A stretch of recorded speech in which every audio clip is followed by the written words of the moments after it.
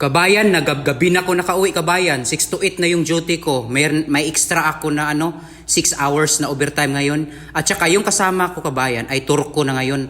Kasi tumawag ako na kailangan ko ng helper talaga. Kasi kung wala akong kasama, mahirapan ako.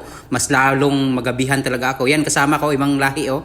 So ngayon kabayan, papakita ko sa inyo yung yung kaganapan kanina. Bakit gabi na yung uwi namin ngayon. So okay lang, masaya ako kasi may overtime namin. Oh my goodness, hindi basta-basta. Ito yung nangyari, bakit ako nagabihan.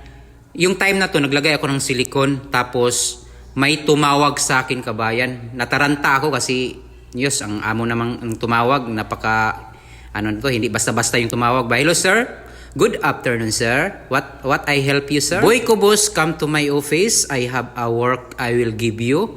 This is very hard work and very hard. So I need you. So dali-dali akong pumunta kabayan at minute ko yung kasama ko. Yung ko kabayan, yung tumawag sa akin na napaka kabayan. Hindi basta-basta yung tumawag sa akin. So nag-prepare ako kasi binigyan ako ng trabaho yan. Prepare ko yan kabayan yan. Pupunta na ako, no?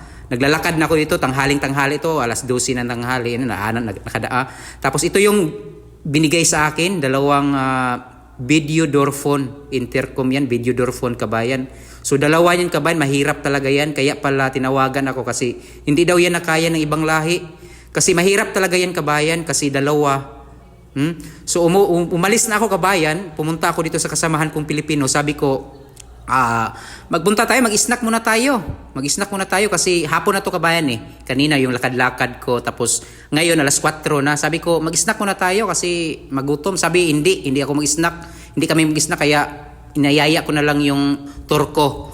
So yan, turko yung kasama ko. Yan yung nangyari ngayong araw yung daily life ko. Hindi daily life, ngayong araw talaga. Pagdating ko dito, mayroon na pang nauna yun mga kasamahan ko sa kabila nag-chai ako kabayan. Yung kasama ko, yung kanina turko. Mga turko, walang Pilipino kasi hindi sila mag-snack. Pagkatapos niyan, ang nangyari niyan, pumunta ako dito, yung kanina na video door phone, hindi ko yung ginalaw, bukas na lang yun kabayan kasi ako naman yung bali ako yung kahit ano yung gawin ko, ano yung uunahin ko, ako yung magbuot, ako yung may gusto kung ano yung gusto kong gagawin. Ito bang una kong gagawin? Ito ay sa fresh air to, sa water tank. So tumawag ako ng helper yan. Tin-helper ko yung kanina kasi pinakain ko yan ng snack eh. So libre sa snack yan sa akin eh. Sabi ko, sabay tayo, mag-overtime tayo ngayon. So pinabukas ko yan, napapasalamat ako, may helper ako. So, sabi ko, buksan mo yan kasi bibigyan kita ng overtime ngayon eh. Overtime tayo eh. So pinabukas ko, yan, binigyan ko sa kanya, pina-check ko sa kanya.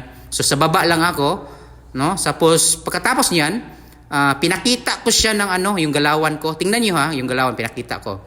Tingnan yung galawan. Naglagay ako ng score. Tingnan mo Tingnan niyo yung galawan kabayan. Tingnan mo yung kasama ko. Grabe yung titig niya sa akin kasi yung galawan ko alam na niya na magaling talaga ako kabayan. Pero pinakita ko sa kanya yung galawan. Tingnan mo yung mata niya kabayan. Siya kabayan, na-shock siya ba? Sabi niya, grabe, Boy ko boss, you're very nice. You're very nice working. I know you are professional electrician. Kasi nakita niya eh. Sabi niya, you are professional electrician and you are pang-international daw talaga yung gawa ko. Tingnan mo. Ngumiti siya kabayan kasi grabe yung trabaho ko talaga. Ito yung nangyari sa aking araw ngayon. Mainit din kabayan mga 5 o'clock to. Mainit talaga yan. 5 o'clock ko yan tinira.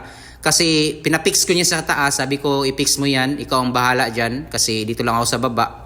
No? Ito magaling sa baba lang. Ngayon kabayan, unting-unti na kabayan. Nakita mo yung kalangitan kabayan? Unti-unti nang dumidilim kabayan. Sabi ko, yan, itusok ko yung panghila natin.